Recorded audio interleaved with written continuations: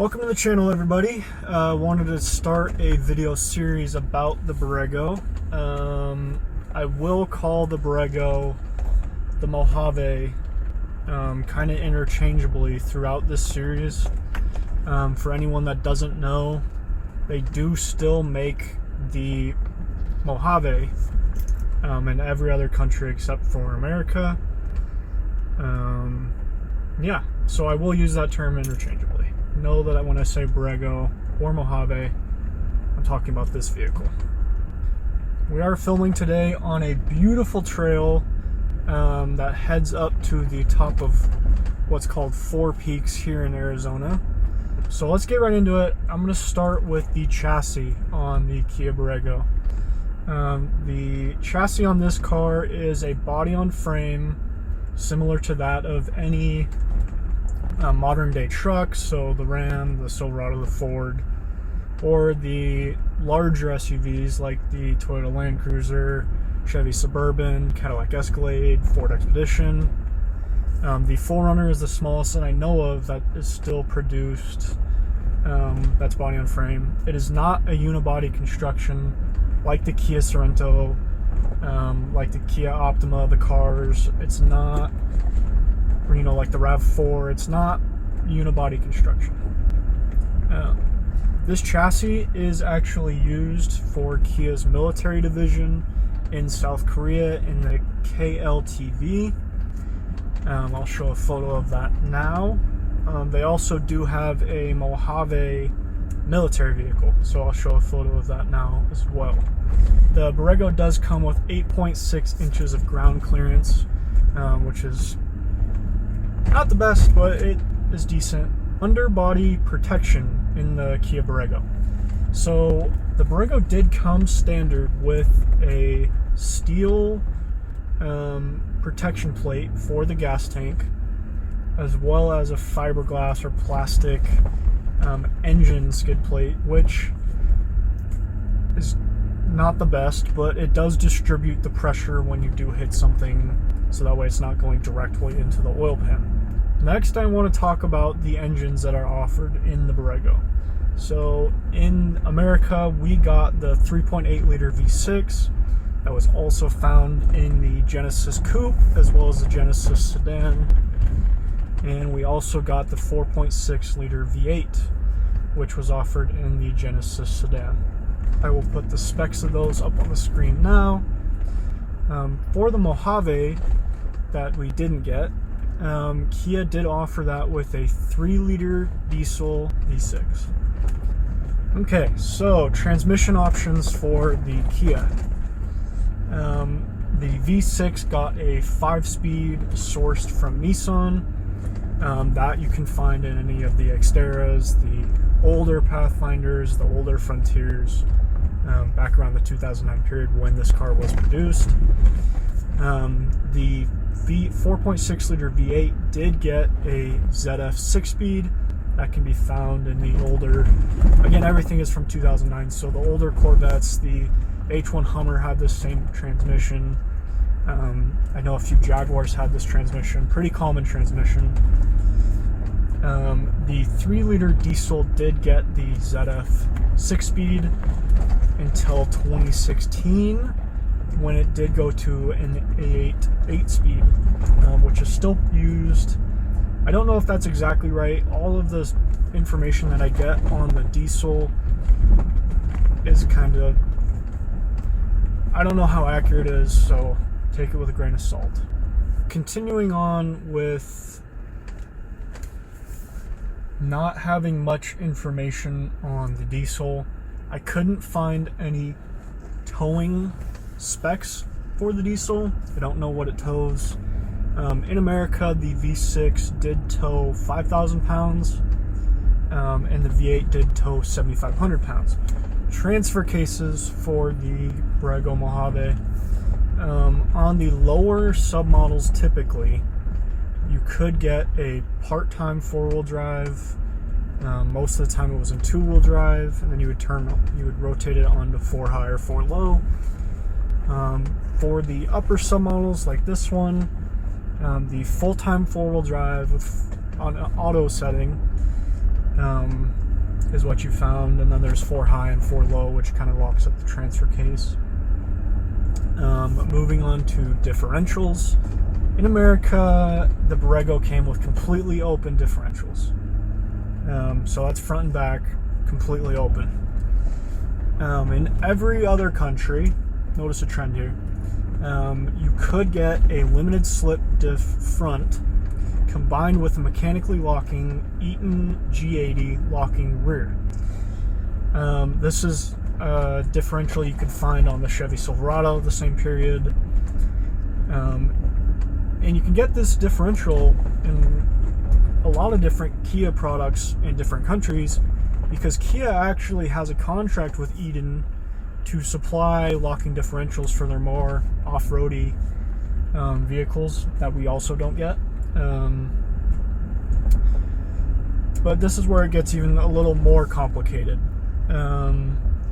With the Kia Sorento of the same period in other countries, which shares the same front differential, you could get an air locking front differential from the factory. In the rear, it doesn't share the same differential as the Sorento. I'll share why in a little bit. It's actually a differential from the Kia Bongo. The reason why it doesn't share the same differential as the Sorento, I'm going to get into suspension now, is the Kia Borrego doesn't just have independent front suspension. It has independent suspension all the way around. And all of the off-roaders kind of just turn this video off. Independent suspension for off-roading is kind of frowned upon, to say an understatement. Just kind of something to note if you are looking at a Borrego and you just want it stock and you're planning on off-roading. Maybe not the best vehicle, especially with the combination of the open diffs. Okay guys, I wanted to do kind of like an interior overview. So the premium models did come with the memory seats, which also adjust the mirrors. There are the power seat controls. This is on both sides for this model. This one also does come with the premium Infinity sound. That's an 11 speaker system. In the base model, it is a 6 speaker. In other countries, it's a JBL stereo until I think it was 2019, when they teamed up with Lexicon. You'll see that stereo in the nicest Genesis as well as the Kia Mohave. So moving on to the interior, you have your downhill descent control as well as your traction control off. There's the 4-wheel drive adjuster dial. This one did come with the navigation. I will show a photo of the other option. This is what I'm recording myself on. Very professional. You could get the dual front climate control, or you could get a single mono climate control. So in terms of packages for this car, there was the rear seat entertainment, which is something that I was looking for. With the rear seat entertainment, you did get this screen. It came with 2 infrared headsets, 2 audio ports where you could hook up your Xbox. And some of you might have caught it there, you can't hook up an Xbox without power. So with the rear seat entertainment, it did come with an outlet, an actual AC regular home outlet. This is something that I had on my previous Borrego, and I've never ever seen another Borrego with this option. It's so rare I couldn't even find a photo of it. The second kind of package that you could get on this car was called the premium package, or called the luxury package, depending on which model you got. And that came with the dual zone climate in the front, as well as the one for the rear. So this is actually a real tri-zone climate. So in the front you have the 2 different zones, but in the back there's actually its own kind of AC unit. It has its own AC coils. So if you live in Arizona where it's extremely hot, this is definitely an option you want. because if you didn't get this option, you got one zone for the whole car, which came with these crappy vents in the back that just weren't very good. Definitely wouldn't want to spend any time in the third row without this option.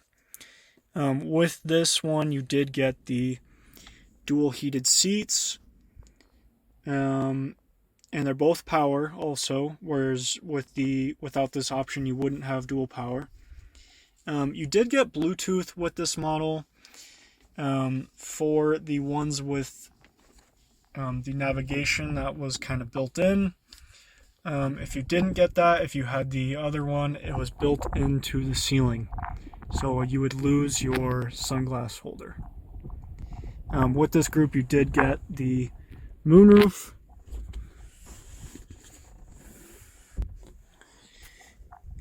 This model does come with the voice command, so you could tell it what to do. Honestly, it's kind of gimmicky and doesn't work. Alrighty, everyone, I wanted to move on to the exterior. I apologize if there's any wind. As you can see, we are in this beautiful recording site up at Four Peaks. There's definitely going to be wind on this, though. With this car, you did get halogen headlights. There were two different wheel options. There was these 18-inch chrome wheels, 6-spoke, or there were the 6-spoke matte 17-inch wheels. Put a photo of those up now. The fog lights were an option. Can get down here and show the plastic skid plate that I have been using. Tow hooks are functional. You did get the mirror turn signals. The running boards were an option.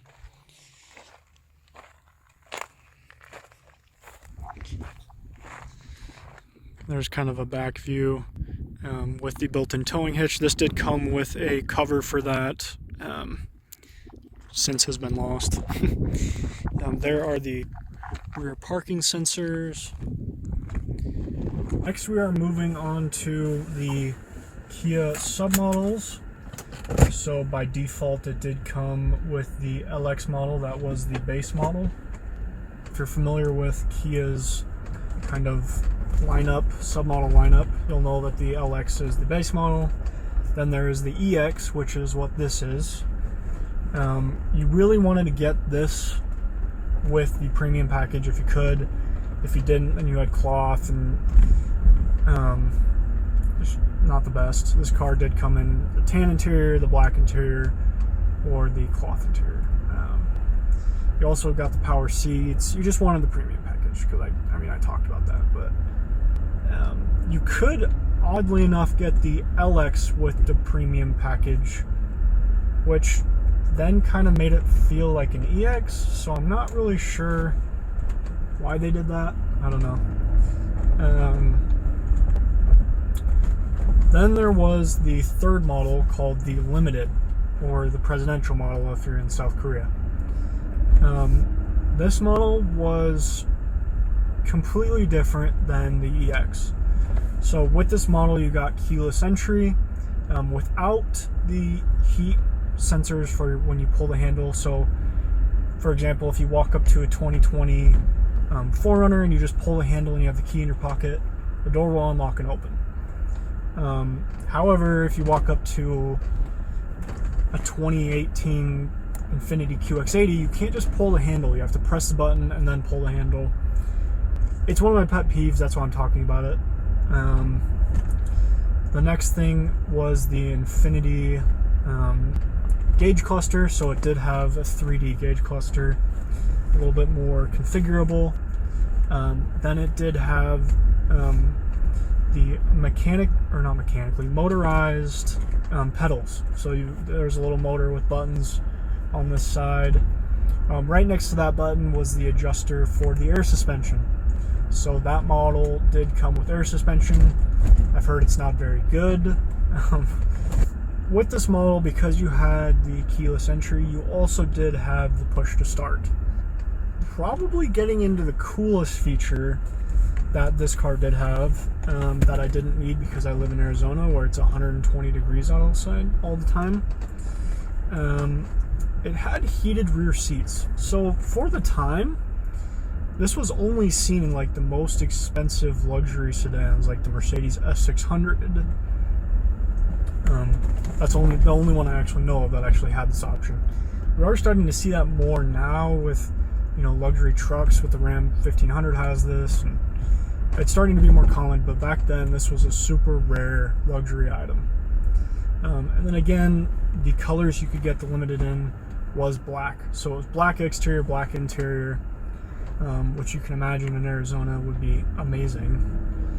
Sales figures for the Kia Borrego were not the best at only 23,000. That was spread across 3 years. The Kia Mohave, I talked about this a little bit, is Kia's flagship model. So I didn't want to get too deep into this when I was talking about the exterior, because love it or hate it, that's subjective, personal preference, you know, whatever you think.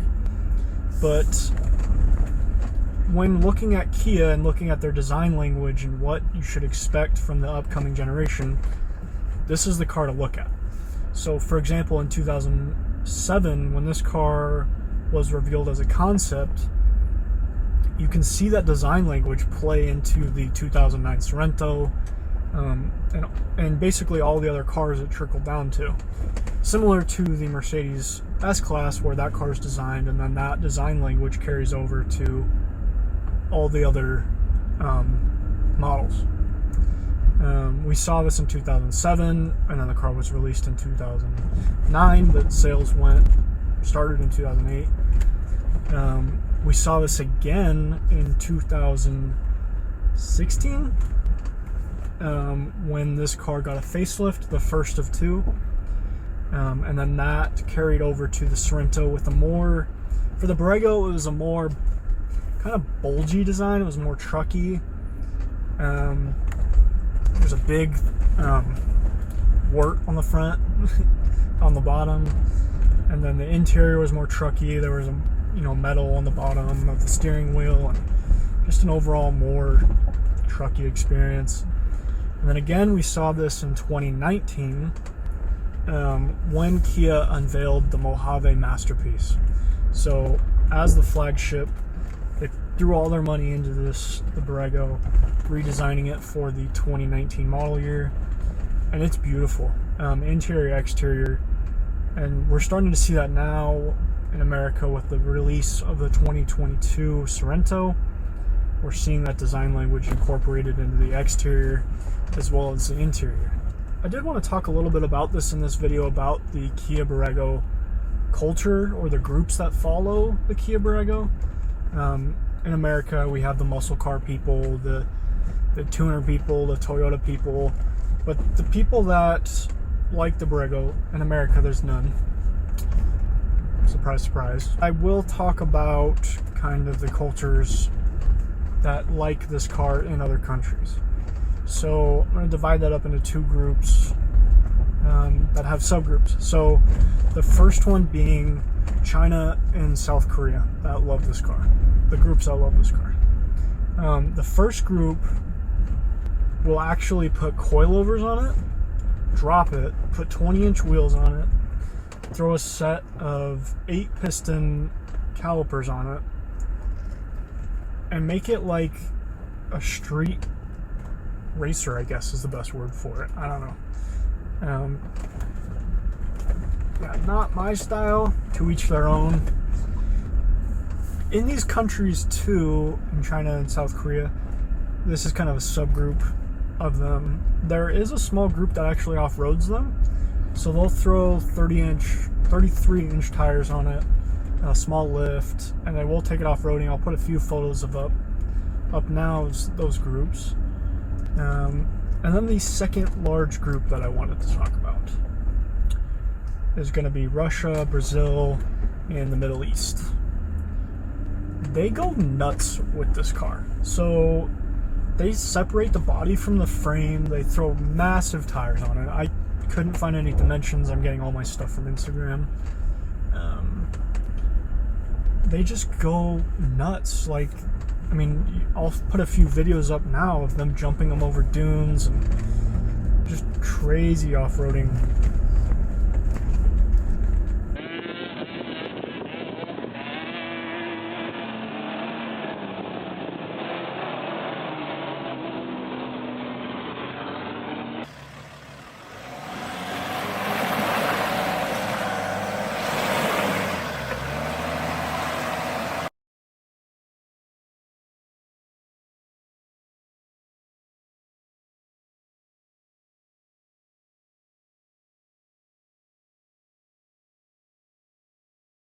That's going to do it for this video. The next video I'm going to talk about the kind of the comparison between the Borrego, kind of why I chose it versus all the competitors. That'll be a good video. So that's coming up. Alrighty, everybody. Thank you for watching. Like and subscribe, and if you guys could, leave a comment on how I can improve. This is my first time kind of doing these videos, so you know, if there's a better mount, if there's background sound, if it's too much motion in it, or you know, just any way I can improve, let me know in the comments down below. Thanks. Bye bye.